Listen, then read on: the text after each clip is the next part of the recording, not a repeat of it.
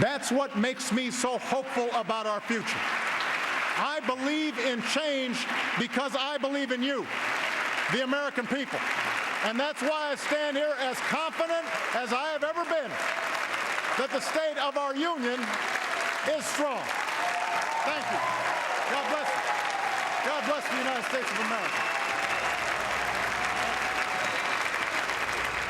President Barack Obama, in his final State of the Union address, just lasted about 59 minutes, interrupted by applause about 70 times, not as short as billed. The president spent most of the time trying to reignite his promise of hope and change of that 2008 campaign that put him in the White House.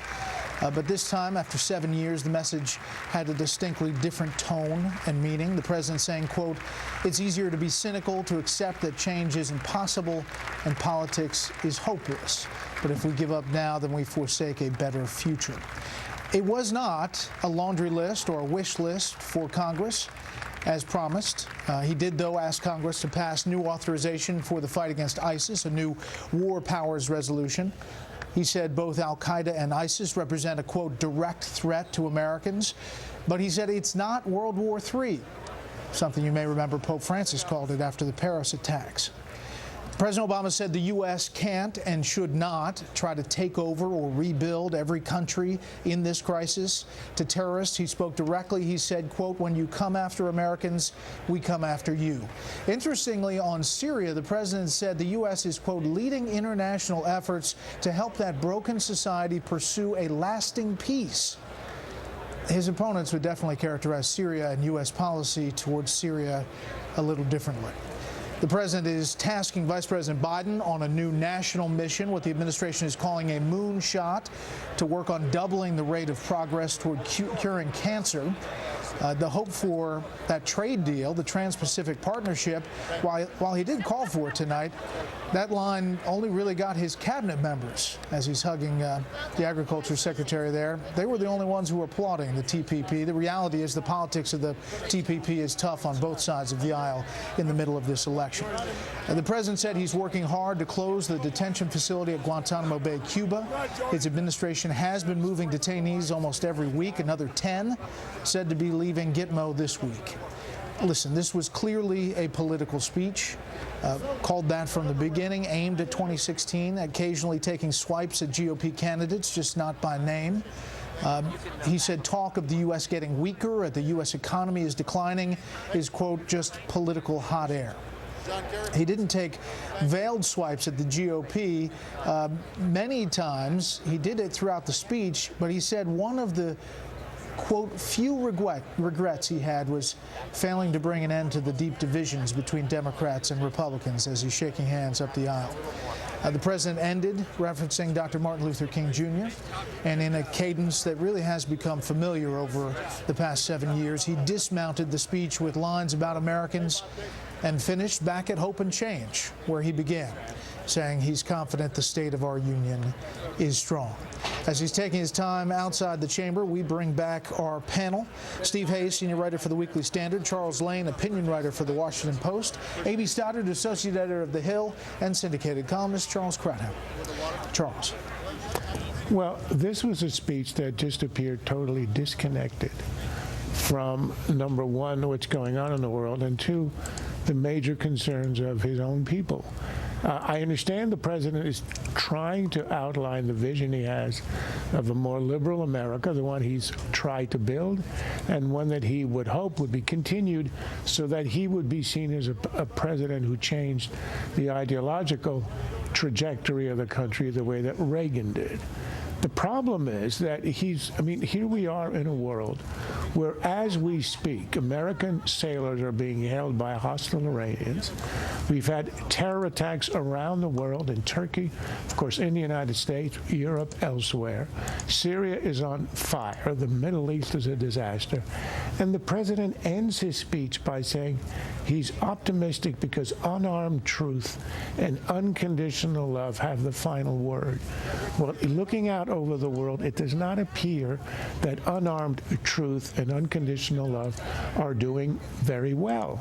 And the role of the President of the United States is to try to put a thumb on the finger of what's right and not to hope for history to take care of things. And that's why I think the speech is out of kilter. His passion was on things like climate change, campaign, finance reform, which are about as low in the list of concerns of Americans as you can go.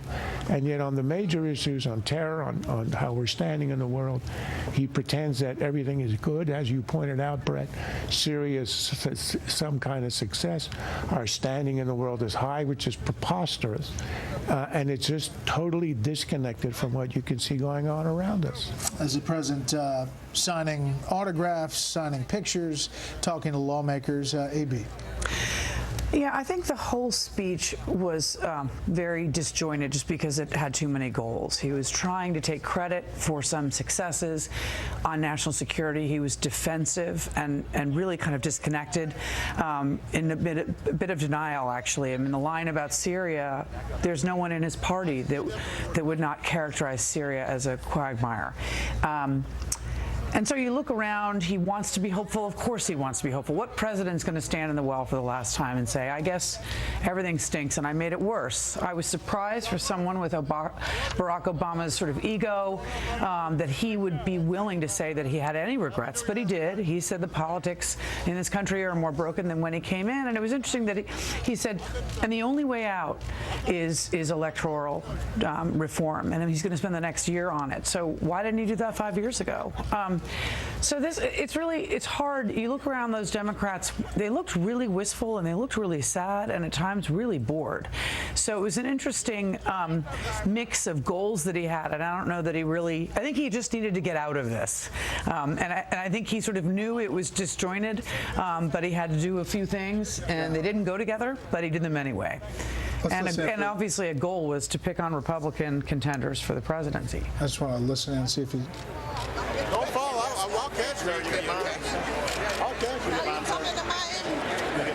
I promised you I would. We're just going to figure out when that's going to happen. You look cute without a hat, too. Great to see you. How you been? We talked, Chuck, how this is and was a speech pointed towards 2016, trying to help his party, trying to set the table. Hillary Clinton tweeted out, America is better because of @POTUS's leadership. Proud to call him my friend. Let's build on his progress. # State of the Union. Yeah, I mean, I'm not as down on the speech as AB or Charles. I like the fact that it's not a laundry list of legislative proposals. I sort of have a soft spot for the lofty calls for unity. And having said that, I think you have to read this, as you say, in the context of 2016 and kind of what's going on in the country politically. And in that regard, a sort of a specter haunts this speech. And that is the specter of Donald Trump, who wasn't named, it was clearly referred to. And there's clearly an effort to sort of simultaneously counter Trump and identify him as the main, as the embodiment of Republicans. And the message he was sending there in this call for civic involvement and everything, I think could be read as a warning to the Democratic base. Get out there and vote this year, right? I'm not going to be on the ticket. Saying that to the Obama coalition that won in 08 and 12. I'm not going to be out on their ticket, but if you don't get out there and vote, and he said you got to vote, you got to participate, you might wind up with somebody terrible like Donald Trump. Steve, what was striking to me was the foreign policy section, I think, most. If you look at all the things that were said and the litany of accomplishments that the president was touting that, honestly, as AB mentioned, many people in his own party are not listing. Right. And it's often said of this president that he sets aside reality that's not convenient to him, that it contradicts his policy goals. And in this case, he literally did that by leaving out the Americans who are being held by Iran tonight, which I thought was a gross oversight, particularly in light of the fact that he boasted about his diplomacy diplomacy, his successful diplomacy with Iran. Now, I hope these Americans are released soon. There's word that they may be out as soon as tomorrow morning. We all hope that that's the case, but this was a provocation, make no mistake. It wasn't an innocent, there's no innocent explanation for what the Iranians did. But beyond that, it was an acknowledgement that his policies have failed. Remember, in 2012, this president was reelected on the boast that al-Qaeda was on the run, that al-Qaeda was decimated, that al-Qaeda was on the path to defeat. And here we have the president saying a direct threat to the United States, both al-Qaeda, its affiliates, and ISIS. I mean, that's quite an admission, even as he argues that his broader foreign policy is successful. I was gobsmacked by the fact that the president of the United States would say that his approach in Syria has been, he called it, quote, the smarter approach. There are 250,000 people dead, millions upon millions of refugees, and the president sort of acts as if he had no role in that, which I think is rather striking. The other thing that I found really sort of incredible about the speech was the finish on civility, where the president stopped, and almost a flashback to the speech that he gave in Tucson, where he called for a new politics. He called for us to repair our politics. But this is a president whose White House communication director said Republicans have a bomb strapped to their chest when they were negotiating over budgets. The president who said that Iran deal opponents were basically the same as the hardliners in the Iranian regime. He's describing there the foremost state sponsor of terror in the world, comparing his political opponents to the Iranian regime. And most recently, when Republicans said we ought to have a pause on allowing in refugees from al-Qaeda-infested countries, the president of the United States said that they were doing the work of the terrorists. And now this guy is going to lecture us about civility? The president, it's not just that he misdiagnoses the problem, the fact that there is this incivility, or the fact that the United States hasn't solved this with him as president. It's that he doesn't understand he's the cause of so much incivility in our politics. You don't often get gobsmacked. I just want to note that. Not very often. Yeah. Every once in a while. A speech like this will do it. Because it can be dangerous if you Yeah, too much more than gobsmacked. once. You could. By the way, South Carolina Governor Nikki Haley with the Republican response. We're going to take a quick break. We'll be up on Capitol Hill. Our expanded Columbia, to be specific. You can see why she is touted as an up-and-comer in the Republican Party, even mentioned as a possible vice presidential candidate once we get to that part of the GOP race. Let's bring back our expanded panel. Steve Hayes, senior writer for the Weekly Standard; Charles Lane, opinion writer for the Washington Post; A.B. Stoddard, associate editor of The Hill; and syndicated columnist Charles Krauthammer. You know, Steve, mostly these speeches, the Republican responses, the responses overall, are remembered for what went wrong. You know, whether it's a water bottle or a cadence or something, they're tough to deliver when there's no audience. By all accounts, she delivered it pretty well.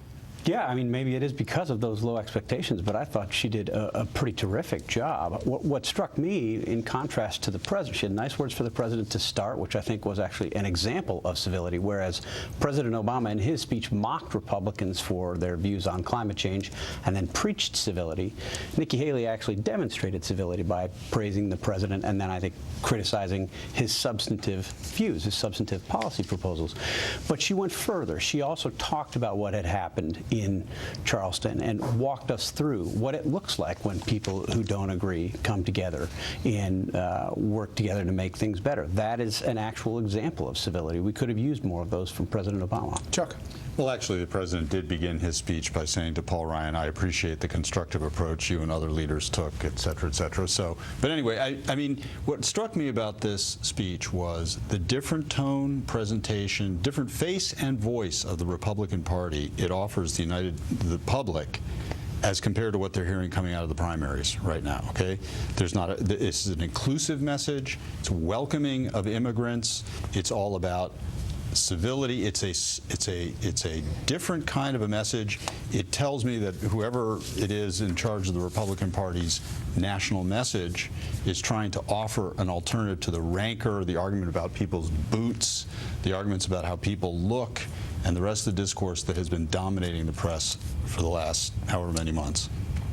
I always find it humorous when Democrats, I think it was the DNC chair, said that this is an effort to show diversity in the Republican Party. I mean, you have Republican candidates that are all over the map. I mean, you had an Indian governor from Louisiana who dropped out, but you have 2 Hispanic Cubans who are running. You have a woman who, and it's just a little different. Well, she was the right choice. I mean, Governor Haley was, first of all, her performance was flawless. She didn't need any water. She didn't have any issues. She was emotional. She was gracious. She was articulate. She hit all the policy points of what Republicans would do, why they disagree with President Obama's agenda. And she talked about her immigrant experience, and she actually was telling Americans that this is a new face of the Republican Party. They do not have to heed the siren of the angriest voices, and that the loudest voice in the room isn't always the right one. So there was a direct reference to the anger and the rage of the Republican primary contest, specifically Donald Trump and probably Ted Cruz, and that was intentional. You think that people are reading too much Donald Trump into all kinds of things? Yeah, I mean, you know, if we had a thunderstorm now, that would be a response to Donald Trump. Look, of course, he's so unusual. There's never been a politician like him. No matter what happens, no matter what politician speaks or acts, it's going to look like a contrast. But that's not, I think, look, I'd like to know who wrote her speech, because if she wrote it, then she really is a rising star. It was the best written and best delivered answer to a State of the Union address I've ever heard, and that's going back a lot of years. Even the lighting was good, and you know, she was poised, and she did it all, I thought, rather cleverly, going into the more divisive issues, but doing it in a personal way, speaking about her own history, but not in a saccharine way. She just talked about her history matter-of-factly, and the way that she handled, in fact, at the time of the shooting, and the way that she spoke about the Charleston shooting now, I thought was really quite gracious. That was a really good speech. Even that little thing at the end, when I heard history of man, I thought that's politically incorrect. And then she added, a woman with a smile. It had a light touch. It's a terrific speech. For some reaction to both big speeches tonight, let's go back